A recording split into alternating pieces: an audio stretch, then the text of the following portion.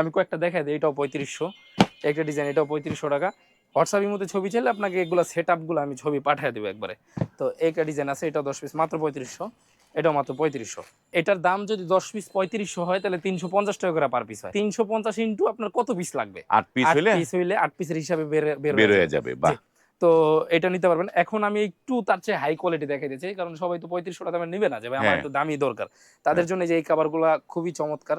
এগুলা জিন্সের প্যান্টের মতো মোটা কাপড়, দেখেন। হুম, চেইন সেলাই সুতা খুবই ভালো, মানে এগুলার থেকে অনেকটা ভালো।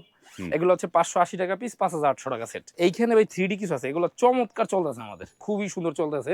হুম, এর কারণ হচ্ছে এটা 3D এর মধ্যে দেখেন।